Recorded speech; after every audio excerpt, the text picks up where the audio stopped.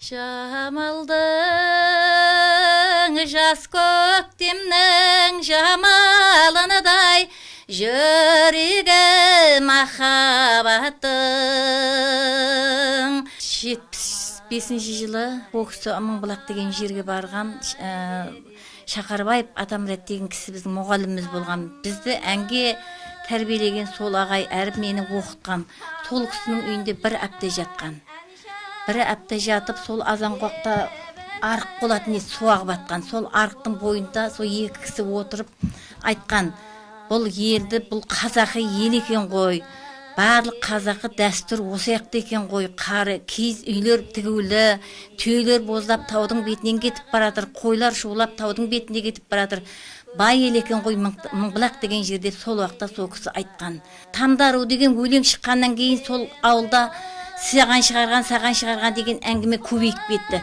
Бірақ ешқандай да қой керек емес маған. Менің өзімнің әншекенімді өзім Мыңбұлақтың бәрі біледі ғой. Қажет жоқ болған деп жасырып. Бірақ жеңгелерім Ару деп ат қойды. Сол күннен бастап Ару қыз дейтін еді. Мен жолдасымны енді не қылынған жоқ та, мақұл деп көнген жоқ та, оған ешқандай керек емес деп жүрді. Сол Шамшығалдай ауылға барғаннан кейін бізді ол кісі шақырған. Кешке келсін. Мен оның уақытта 2-3 балам бар, ол уақытта күйеуін ертіп келсін сол кісі. Көреміз деп мені шақыртқан. Шамшығалдай ағып келген, біздерді шақырып батыр, келсін деп батыр, барайық деп. Жоқ, еш жаққа да бармаймыз, біз тамағыңды істе деді. Сосын ол уақытта біз енді күйеуіміздің айтқанынан шығып ешқайда да кетпейміз. Біз қазақи адамыз, қай уақытта да өзі күйеуін сыйлайтын. Сол сыйлап ешқандай барғанымыз жоқ.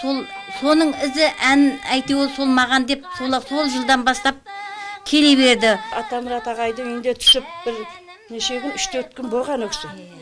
Сөйтіп, сол Мыңбұлақты сипаттаған апамыз ол кезде келіншек бір 2-3 баласы болған.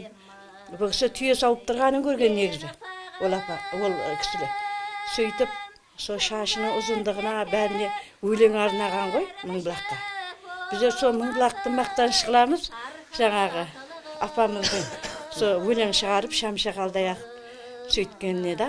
Тамдару деп атады, біздер ес білгенше. Одан кейін әйтеуір осы жерге келгеннен кейін де танымаған кісілер, ана айтсаң, Тамдару ма дейді қазір. Өзінің келін де айтады.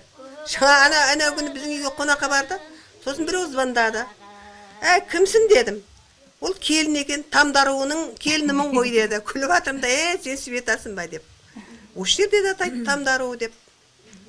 Осы Ақсұлуға арналып шығарған өлең деп ойлаймын.